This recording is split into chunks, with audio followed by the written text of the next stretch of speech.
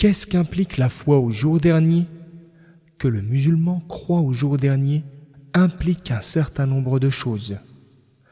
Premièrement, croire à la résurrection et au rassemblement pour le jugement. Cela veut dire que les morts sont ramenés à la vie et sortiront de leur tombe, que les âmes retourneront dans leur corps, que les hommes se lèveront alors pour le Seigneur des mondes, puis seront réunis et regroupés en un seul lieu, nu-pieds, sans aucun vêtement, comme ils furent créés. La croyance à la résurrection est établie par le livre, le Coran, la Sunna, la raison et la saine nature originelle, le bon sens, le sens commun. Nous croyons donc avec conviction qu'Allah fera sortir vivants les habitants des tombes, que les âmes vont réintégrer les corps et que les gens se dresseront pour le maître des mondes.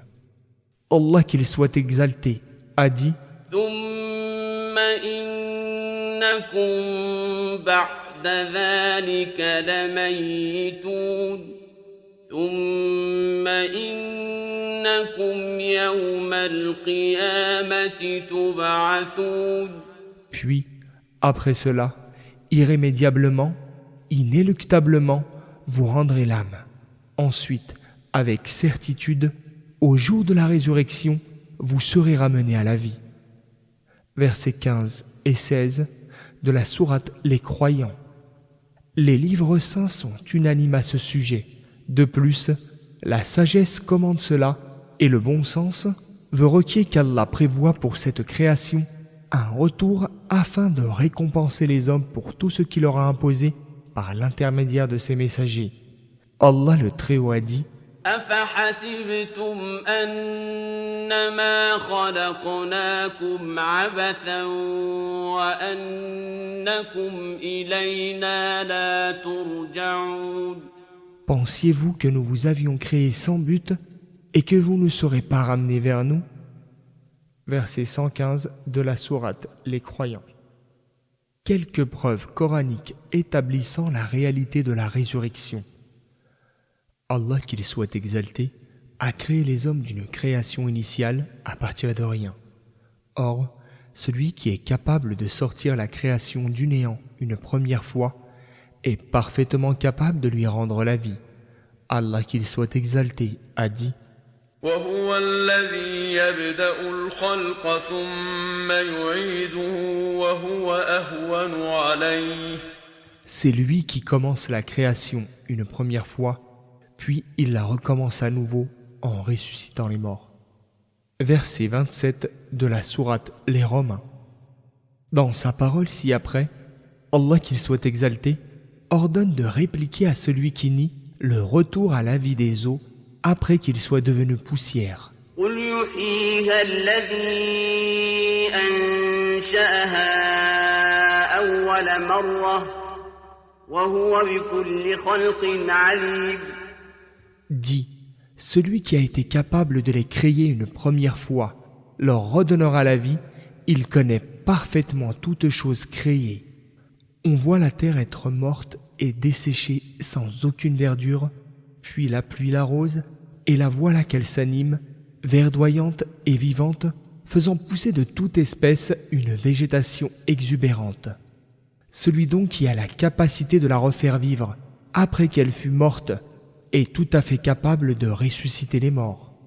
Allah, qu'il soit exalté, a dit ونزلنا من السماء ماء مباركا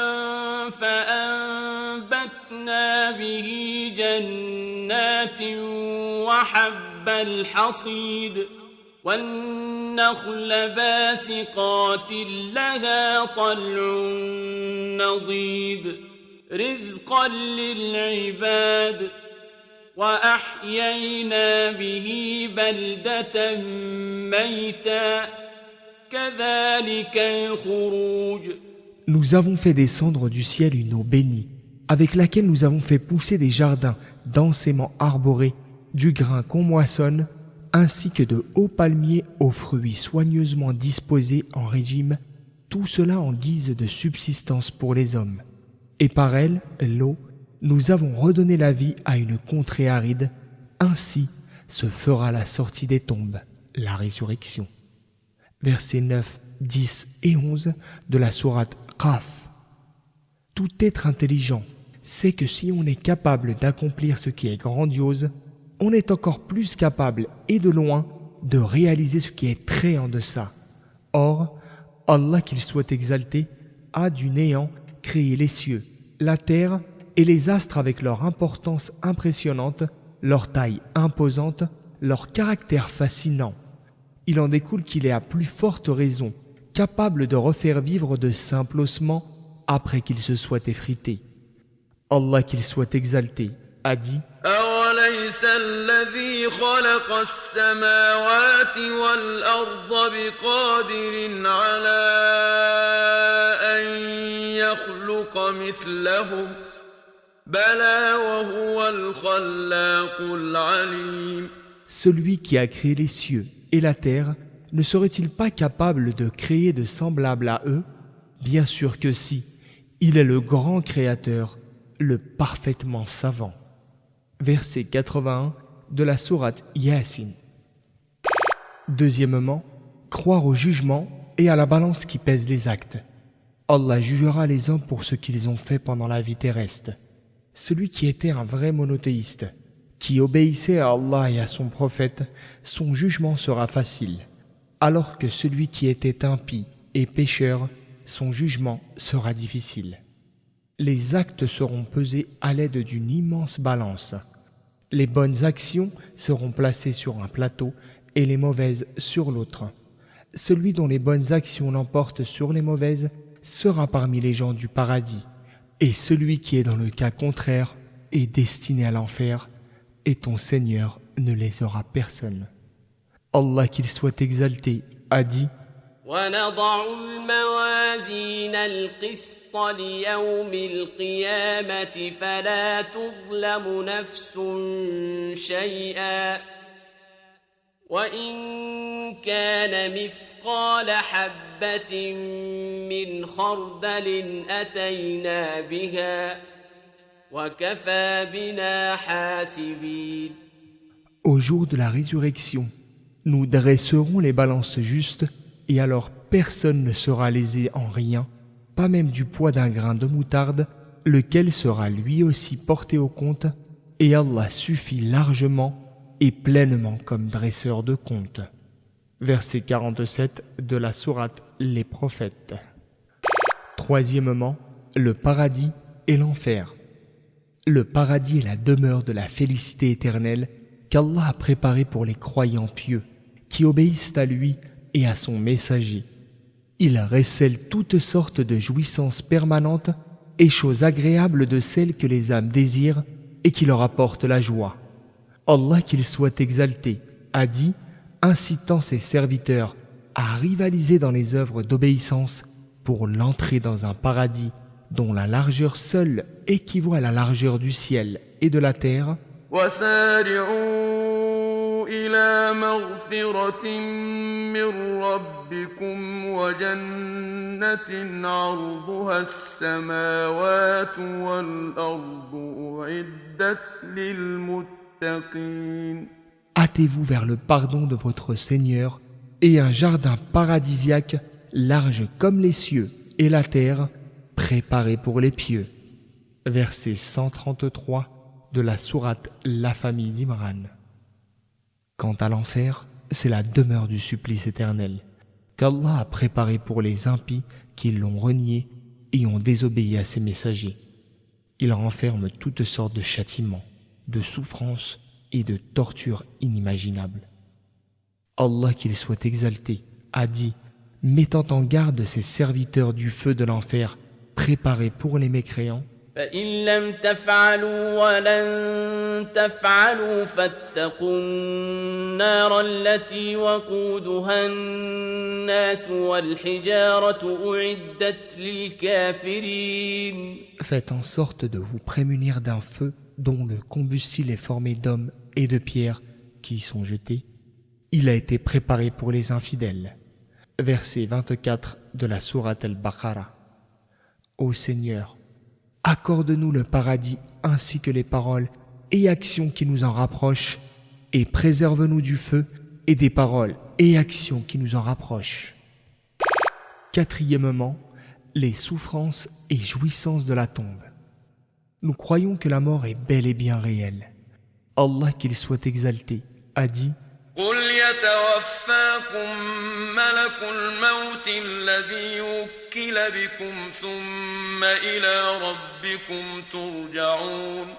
Dis, c'est l'ange de la mort chargé de votre cas qui vous fera mourir, puis vers votre Seigneur vous serez ramenés. Verset 11 de la sourate La Prosternation. C'est là une chose notoire et sur laquelle il n'y a aucun doute.